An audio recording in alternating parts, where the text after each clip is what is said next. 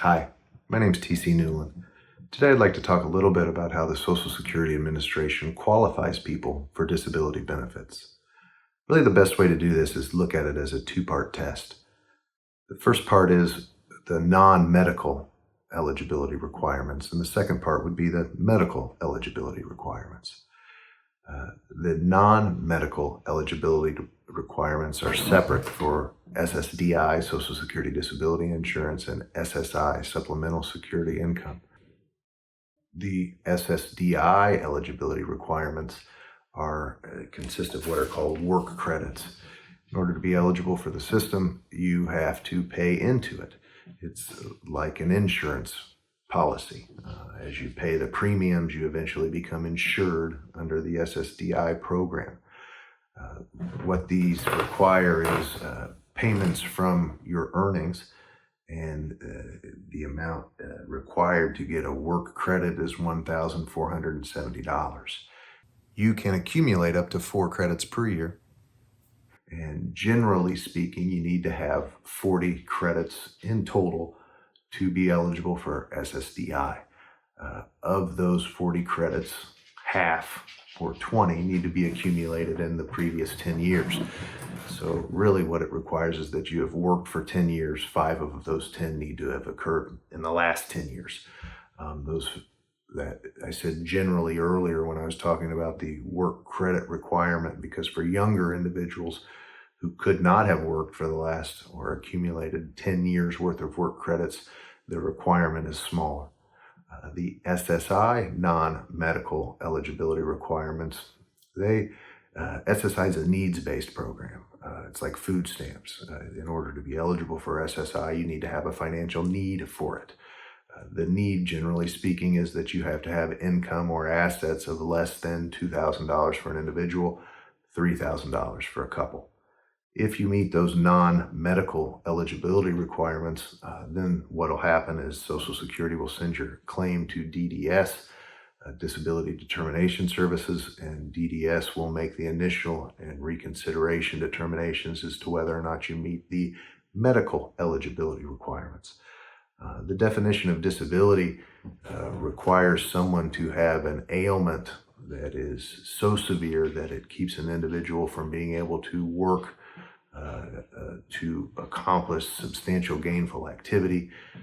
That's working 40 hours a week, making around $1,300 a month. If you're unable to do that because of your medical conditions, then you'd meet the medical eligibility requirements. The way that Social Security determines whether or not you meet that definition is they run your case, your particular facts, through a 5-step decision-making process. The first step in that is, are you working? If an individual's working, no attorney or no attorney can convince a judge that you're unable to work. If you're working, I can't convince a judge that you're unable to work. So if you are working, you're not eligible for disability benefits. If you are not working, you'll go to step 2. Step 2 is, do you have a severe impairment? You're not going to get disability benefits for a hangnail. So everybody that we talk to essentially has a severe impairment. If you do have a severe impairment, step 3 is, does your ailment meet a specific disability listing? What Social Security has done is they've compiled a book. In that book, almost all ailments are listed, and it has definitions. If you've got a back issue, you can look up disability listings on Google, and you can find out what specific information or what specific things need to be occurring with your back in order to meet that definition. If you are found to meet or equal a listing, you'll become disabled at step 3. If you're not, the determination process isn't over. They go to step 4, and that question is, can you return to your past work?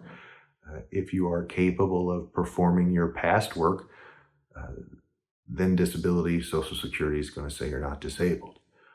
The next question is, are there other jobs out there that you'd be capable of performing?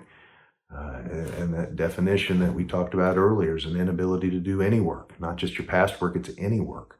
So if Social Security determines that there are jobs out there that you're capable of doing, with some limited exceptions for the grid rules, then you will not be found to be disabled. So it's not just what you used to do, it's whatever that easiest job in the whole wide world is. I talk about a ticket taker to movie theater. That person can sit, they can stand, they can alternate between sitting and standing as often as they need to, as long as they stay in that general area. The heaviest thing they have to lift is a ticket, and the most complicated thing they need to know is Theater 7's on their left and Theater 8's on their right.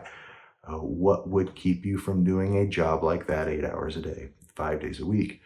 And if Social Security determines that you're not able to do something like that 8 hours a day, 5 days a week, then you'll get a decision that would be favorable. So that's how Social Security runs through the eligibility requirements. First is the non-medical. If you satisfy that, then they go to medical.